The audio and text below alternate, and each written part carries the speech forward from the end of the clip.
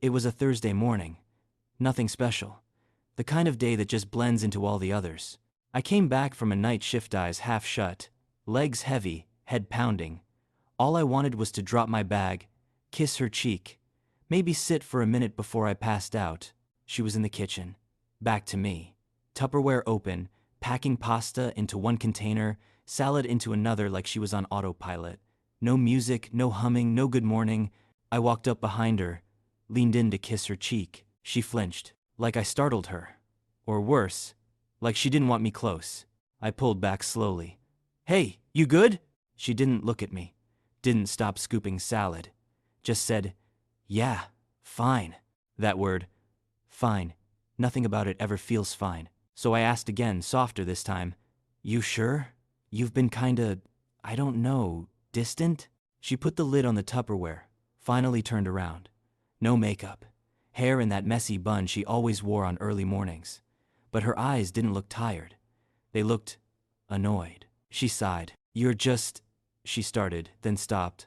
Looked down at the counter. "You're a lot sometimes, you know that?" I blinked. "What?" She crossed her arms. "Like, emotionally. It's just a lot." I laughed. But not in a funny way. More like disbelief. "Where's this coming from?" "I'm just being honest." My voice dropped. "Okay, but why now? Why this morning?" She reached into her purse and pulled out a piece of paper, folded twice, like she'd been carrying it for a while. She slid it across the counter. I unfolded it. It was a rent breakdown, her half, highlighted, with notes about utilities, water, internet, split clean down the middle. I didn't even know what to say. I just stared at it. She grabbed her lunch bag, tossed in the containers, still not looking at me. "I just think it's fair," she said, "since I'm not emotionally leaning on you the same way anymore." That sentence, it sat in the air like a bad smell. "Are you breaking up with me?" I asked, my voice quieter than I expected. She paused. "I'm not breaking up with you. I just think we need to be realistic." I stared at the paper again, then at her. "Realistic?" "Yeah, about how things are, about responsibilities. You always said you wanted a partnership. This is part of it."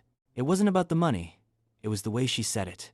Cold, clinical, like I was a roommate, a stranger. I said nothing, just backed away from the counter. She glanced at the clock. "I'm gonna be late." And just like that, she grabbed her keys, slung her purse over her shoulder, and walked out. Didn't kiss me goodbye. Didn't ask if I was okay. Didn't even look back. I stood there, holding that piece of paper like it was a breakup letter dressed up as an invoice. I sat down at the kitchen table, still in my work boots. The room was dead silent, except for the hum of the fridge. I turned the paper over. There was a post-it on the back. It said, "Don't forget water bills due too." I stared at that note for a long time. Not because of the money, but because I didn't recognize the person who wrote it anymore. You know what hurts the most? It's not just the betrayal. It's remembering how good it used to be. How I believed her when she said she loved me for who I really was. I met Julia 3 years ago at a lake trip, a mutual friend threw. She had this vintage camera slung around her neck and a scar on her knee from falling off a skateboard as a kid. I remember that detail because she told it like a story that still made her proud. We were sitting by the fire one night. Everyone else had gone to bed or passed out. She looked at me and said, "You've got those sad but soft eyes." I laughed. "Is that supposed to be a compliment?" She smirked. "Yeah, I like sad boys. They listen better." I should have known that was a red flag, but I was tired of chasing the loud ones. The girls who wanted fireworks every 5 minutes. Julia felt still, and at the time, I needed still. Our first date was tacos and a bookstore. I told her I journaled when my anxiety got bad. She didn't flinch, just nodded and said, "What do you write when you're scared?" No one had ever asked me that, so I told her. All of it. About my panic attacks in college. The way I can spiral over tiny things, text not returned, someone changing plans last minute, loud noises when I'm already overstimulated. She didn't try to fix me. She just listened. "I like you like this," she said. "You're raw, real." She told me she dated guys who were always performing, always on. Said being with me felt like taking off a heavy coat. It made me feel safe, like I didn't have to pretend. We moved in together after a year. Small one-bedroom apartment near her office. Nothing fancy, but we made it ours. We hung string lights in the living room and put a record player in the corner even though we barely used it. She used to steal my hoodies and say they made her feel small in a good way. On weekends, we'd make pancakes and dance barefoot on the kitchen tiles. There was this one morning I was having a bad spiral. Couldn't breathe, couldn't explain why. She sat on the floor with me, back against the fridge, and just held my hand. "I'm not going anywhere," she whispered. I believed her. She'd make jokes like, "You're my emotional support boyfriend." But it never felt like mockery. It felt like home. One night, after we watched some sappy indie movie, she turned to me and said, "Promise me something?" I nodded. "Anything. If I ever start pulling away, if I ever stop being this version of metal me, shake me out of it." "Okay," I said, half laughing. "Deal." She leaned into my chest. "Because I never want to forget how this feels. Us." But she did. She forgot. Or maybe she never meant it. I found that old note the other day while cleaning out the junk drawer. The one where she scribbled lyrics from a Phoebe Bridgers song and underneath wrote, "Your brain might be loud, but your heart's the quietest place I've ever been." And I remember reading that back then, thinking, she gets me. Finally, someone gets me. But people change. Or maybe they just stop pretending. It didn't happen all at once. That's the part that messes with your head. If she had just screamed one day, packed her things, and walked out, maybe I'd have understood. But no, Julia didn't slam the door. She slowly closed it, 1 inch at a time. It started with small stuff. I'd text her in the middle of the day like I used to. "Me, miss your face. Hope your meeting's going okay." Her, "busy." No heart emoji, no smiley. Just that one word. Cold. I thought maybe she was having a rough week. I didn't want to be clingy. Then she started working late. A lot. "Marcus and I are finishing up this client deck," she said one night while grabbing her laptop bag. I looked up from the couch. "Marcus? The guy you said reminds you of your cousin?" She gave me a weird look. "Yeah, he's harmless." I nodded. "You've just been working a lot with him lately." She rolled her eyes. "It's not like that, okay?" "Jesus." I blinked. "I didn't say it was. You didn't have to." That was the first time she made me feel crazy for something I hadn't even accused her of. Like the mere fact that I noticed meant I was controlling. But I backed off. The next week, we had dinner plans. A new Thai spot she'd wanted to try for months. I got there early, grabbed a table near the window. She was 40 minutes late. When she walked in, she didn't apologize. Just kissed my cheek and said, "Marcus needed me to finish one more deck." "That name again?" I asked, gently. "Do you guys always work after hours like this?" She looked up from the menu. "Do you always keep score like this?" I didn't even know how to respond. I just sat there, trying to swallow the pit in my throat. That night, I watched her unlock her phone and tilt the screen away. Not dramatically, just enough that I couldn't see. She used to hold her phone up and show me memes, photos, texts from friends. Now it stayed face down unless she was using it. The bed felt colder. Not physically, emotionally. She started sleeping facing the wall. One night I reached out, put my arm around her waist. She tensed. "I'm tired," she said quietly. I whispered, "I just miss you." She didn't answer. The next morning, I made coffee. She came into the kitchen, barely said good morning. I handed her the mug with the little cat on it, the one she used to say made her feel cozy. She looked at it and said, "You don't have to baby me." "I'm not," I said. "I just always do this." She exhaled. "Yeah, well, maybe that's part of the problem." I didn't get it. How could kindness become a flaw? That night, I opened my journal for the first time in weeks. I wrote, "She used to say I was the calm in her storm. Now I feel like the weight on her chest." Still, I didn't want to believe anything bad was happening. I told myself maybe I was too sensitive. Maybe she just needed space. Maybe her job really was that demanding. But deep down, something was changing. I felt it when she'd walk into the room and not even glance at me. I felt it when she started saying, "You wouldn't understand," any time I asked how she was doing. I felt it when she told me one night, "I just need to be around people who get the grind." People like Marcus, apparently. I tried to be supportive. I asked if she wanted to go to a co-working cafe one weekend, just to be around that energy. She looked at me and said, "That's not what I meant." I nodded. "Right, of course." But inside, I felt like I was slowly being erased from my own relationship. I became quieter, smaller, careful with my words, careful with my questions, careful with my emotions. Every time I said something was off, she'd flip it. "You're projecting. You're being needy. You always assume the worst." And so, I stopped saying anything at all, until one night, at exactly 1:23 a.m., her phone lit up on the nightstand. She was in the bathroom brushing her teeth. I didn't touch it. I just looked at the screen. It was a message from Marcus. The preview read, "I can't stop thinking about earlier." I stared at it for maybe 10 full seconds, long enough to feel my stomach twist into a knot. That was the moment something shifted in me too. I didn't say a word. I just lay there, eyes wide open, waiting for the next piece to fall. I didn't sleep that night. I couldn't. That message from Marcus, "I can't stop thinking about earlier," kept flashing in my mind like a broken neon sign. I stared at the ceiling for hours, listening to her breathe next to me, wondering how many of her soft exhales were hiding something. By 5 a.m., I gave up on pretending to sleep. I got out of bed slowly, grabbed my hoodie, and sat on the couch in the dark. I didn't cry.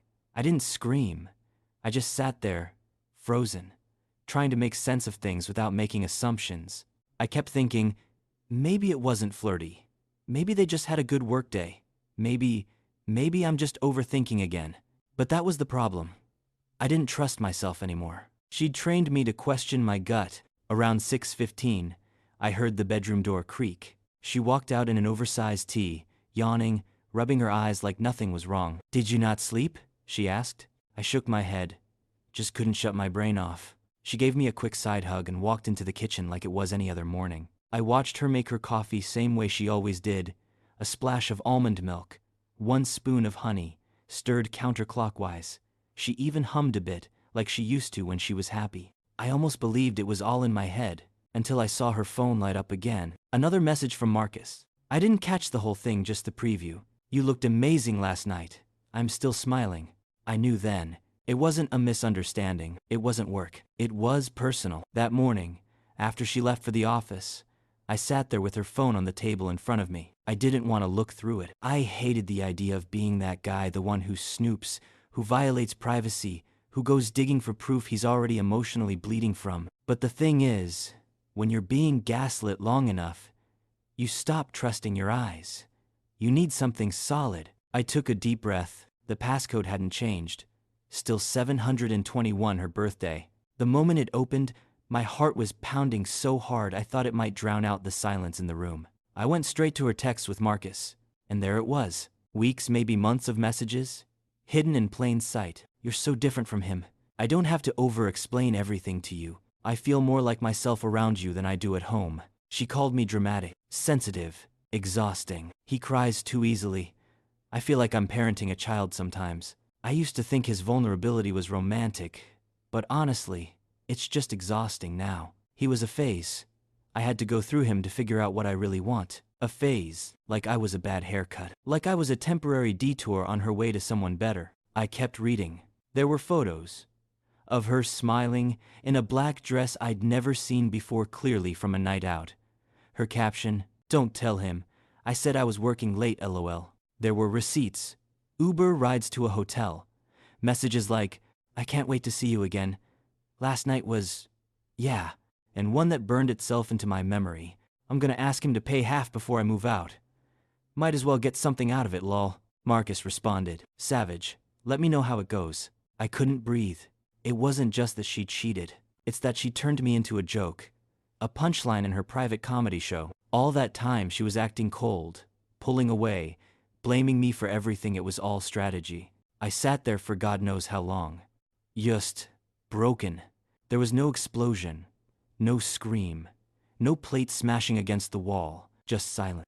I put her phone back exactly where I found it. Then I opened my notes app and started typing numbers. Her half of the rent, utilities, water bill, internet, the exact amount she listed on that spreadsheet she gave me. I didn't know what I was going to do yet, but I knew I wouldn't be confronting her the way she probably expected. I wasn't going to yell. I wasn't going to beg. I was going to let the silence speak for me. I spent the next day in silence, not because I didn't have anything to say, because I knew that once I opened my mouth, it would all come pouring out. And I didn't want her to have the satisfaction of seeing me break. So I moved like a ghost, did the dishes, took out the trash, folded laundry. Meanwhile, she walked around like we were still us. Like nothing had changed. That night, she sat on the couch with her laptop, pretending to work. I sat across the room, just watching her. She didn't look up once. At one point, she asked casually, "Hey, did you see the water bill came in?" I nodded. "Yeah, I saw it." She sipped her tea like she hadn't shattered me 2 days ago. The next morning, I woke up early, earlier than her. I stood there for a second just watching her sleep. She looked peaceful. That's what got me. She looked peaceful, like none of it was heavy on her chest, like she hadn't torn my trust in half and smiled through it. I didn't pack everything. Just a duffel bag with the essentials: clothes, charger, toothbrush, my journal. I grabbed her spreadsheet, the one she gave me with all the rent breakdowns, and I pulled out a pen. Next to the total, I wrote, "Paid. In full." Then I logged into Venmo and transferred the exact amount down to the last cent. No more. No less. No noche. I left the printed spreadsheet on the kitchen table, and next to it I placed her house key, the one she gave me when we first moved in, on that little silver keychain shaped like a heart. It used to make her smile every time I jangled it. Not anymore. She was still asleep when I walked out. I didn't slam the door. I didn't even close it hard, just enough so it clicked. Later that day, I got a text. "Julia, hey, where are you?" Then another. "Julia, why is your stuff gone? Are you okay?" And finally, "Julia, can we talk?" I stared at my screen for a long time. Then I blocked her number. Not out of spite. Out of survival. I didn't owe her my breakdown. I didn't owe her an exit speech. She made her choices loud and clear. I was just choosing my silence. That night, I stayed at my brother's place, crashed on his couch. He didn't ask questions, just handed me a beer and turned on the game. "Take your time," he said. "Stay as long as you need." I nodded. Didn't say much. The next morning, I opened Instagram. Her story was the first to pop up. A boomerang of a mimosa clinking against another glass. Captioned, "Freedom tastes like champagne." My stomach dropped, but I didn't respond. Didn't even react. I just closed the app and deleted it off my phone. That night, I couldn't sleep. Not because I missed her, I didn't. What kept me up was realizing how good I had been to her, and how easily she walked over it. I remembered all the times I held her when she cried about work. All the nights I made her tea when she couldn't sleep. All the damn Spotify playlists I made just to make her smile. And she reduced me to a rent receipt and a text thread with a guy who sent her heart emojis at 1:00 a.m. It wasn't the betrayal that hurt the most. It was how easily she replaced me with someone who never saw the pieces I held for her. Someone who only knew her once. I had already built her back up. But you know what? I wasn't going to tear myself down to meet her at that level. No revenge post. No mutual friend gossip. No late night, "I hope you're happy" text. Just gone. She wanted space? She got it. You want to know the thing about silence? It's louder than any scream when it comes from someone who used to give you everything. And that's exactly what I gave her. Silence. Not betu, not loud, just gone. No warning, no apology, no fight. I knew she'd expect drama, maybe even hoped for it, because if I screamed, if I cried, if I begged, that would have made her the victim. It would have confirmed I was too much, like she said. But I wasn't giving her that script. I was rewriting it. The first thing I did? Removed myself from the lease, called the landlord that Monday and said, "I won't be renewing. Please take my name off as soon as possible." He asked if there was a problem. I said, "Just a shift in priorities." Next, I started disconnecting things. Spotify family plan removed, Hulu account gone, shared grocery list app deleted. You'd be surprised how many digital threads tie you to someone. One by one, I cut them all. I went to our shared Google Photos folder and downloaded everything I cared to keep. A few beach photos, some goofy selfies. Then I deleted the entire album. I sent one final email. "Hey, grab the pics I wanted. Feel free to save the rest. I'll be clearing the folder by the end of the week." She responded within 10 minutes. "Can we please talk? I think we misunderstood each other." He didn't reply. Blocked her there too. Her best friend DM'd me a few days later. Someone I actually liked. "She's not doing well. I don't think she thought you'd actually leave." I just read it and moved on, because I didn't leave to get a reaction. I left to get myself back. The hardest part wasn't walking away. It was unlearning all the ways I tried to prove I was enough to someone who had already decided I wasn't. I'd spent months apologizing for feelings that were real, for needs that were human, for seeing red flags and being told they were Just my anxiety acting up. Nah, I was done. Done second-guessing myself. Done being told I was the problem while she flirted over client calls and played therapist to a guy who probably couldn't name 3 things about her outside of work. I started running again. Not far, just a few blocks at a time. Cleared my head. I started therapy too. Not because I was broken, but because I was tired of holding everything in, just to keep someone else comfortable. One day, I walked into a coffee shop I hadn't been to in a while. The barista, an older guy with gray hair and kind eyes, looked up and said, "Hey, haven't seen you around. You good?" I smiled and said, "Getting there." He nodded. "That's all anyone can do, right?" That little moment meant more than anything she'd said to me in the last 3 months of our relationship. I didn't tell anyone what really happened. Not my coworkers, not even most of my friends, because some stories lose power when you share them with the wrong audience. But you, whoever's listening now, this was mine. I never sent her a final message. I didn't go looking for closure, because sometimes the most powerful thing you can say is nothing. I mailed her back the hoodie she used to sleep in. No note inside, just folded neatly in a box. The tracking showed it was delivered. She never messaged me about it, and I didn't expect her to. A few days later, I saw she'd changed her profile picture, the one of us at the lake, the trip where we first met replaced with a solo shot. Just her and a glass of wine. Caption, "Rediscovering me." Cute. But the truth is, the version of her I met doesn't exist anymore. And maybe never did. What she doesn't know? I'm not the one who got left behind. She is. People think the hard part is the leaving. It's not. It's the day after. And the day after that. When the dust settles and you're left with empty drawers, unfamiliar silence, and that weird echo of a life you don't live anymore. My first night alone in the studio apartment was quiet. Too quiet. No scent of her shampoo. No faint buzz of her late-night typing. Just the hum of the fridge and the occasional creak of pipes. I sat on the floor with a frozen pizza, surrounded by boxes. I didn't unpack. I just stared at the walls and thought about how fast things change. 1 month earlier, I was thinking about proposing. Now, I was Googling how to set up internet in a place she'd never been. She texted me 5 days after I left. "I know I messed up. I don't expect you to forgive me, but I hope one day you'll remember the good parts." I stared at the message for a while, read it twice, 3 times, then archived it, not because I was angry, but because I was done letting her take up space in my life without permission. Healing didn't look the way I expected it to. There were no inspirational playlists or big breakthroughs. Just small things, cooking for myself, buying the exact kind of sheets I liked without thinking about someone else's opinion, sitting at a coffee shop and realizing I didn't have to check in with anyone, laughing at a dumb video and not immediately wanting to send it to her, sleeping through the night without waking up in a panic that I'd said or done something wrong. Little things, they added up. Some nights were still hard. There were moments when I'd smell something familiar like jasmine and dryer sheets, and my brain would trick me into thinking she was nearby. There were nights when I missed her hand in mine during movies, or the way she used to trace her fingers down my arm when she couldn't sleep. But I didn't reach out. I didn't unblock her. Because I knew I didn't miss her. I missed the version of her I thought was real, the version who held my hand during panic attacks. The girl who kissed my forehead and said, "I like that you feel things deeply." That version died the day she called me a phase. A few weeks later, I ran into her best friend at the grocery store. She looked surprised.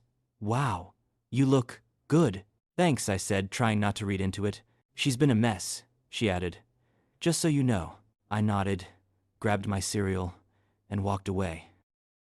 I didn't need to know how she was doing, because for the first time in months, I was finally thinking about how I was doing, and I was okay. Not great, not healed, but okay, which, honestly, felt like a miracle. If you've made it this far, thanks for listening. I'm not here to bash her. This isn't one of those "she'll regret it forever" kind of stories, because maybe she won't. Maybe she moved on. Maybe she's happy with Marcus. Maybe she's dating someone new. I don't know. I don't care. And that's what matters. What I do care about is what I learned. She told me I was too much. Too emocional, too sensitive, too deep, too intense. But here's what no one tells you. When someone says you're too much, it usually just means you're too much for them. And that's okay. Some people only want surface-level connection, smiles, small talk, easy love. The kind of love that doesn't ask questions, doesn't challenge them, doesn't see them too clearly. That wasn't me. I love deeply. I paid attention. I remembered the little things. I didn't need constant validation. I just needed someone who wanted to understand me, not escape me the second it got inconvenient. And yeah, maybe I feel things too hard. Maybe I hold on too long. Overthink too much. Want clarity when other people are fine living in gray areas. But I've learned that's not a flaw. That's my wiring. And one day, someone is going to appreciate that about me, not tolerate it until they get bored. Because here's the truth. I wasn't too much. She was just never built for the kind of love I had to give. And honestly, I'd rather be too much than be someone who walks away without even saying goodbye. If you've ever felt like you were too much for someone who couldn't handle real love, hit subscribe. You're not alone, and you never were.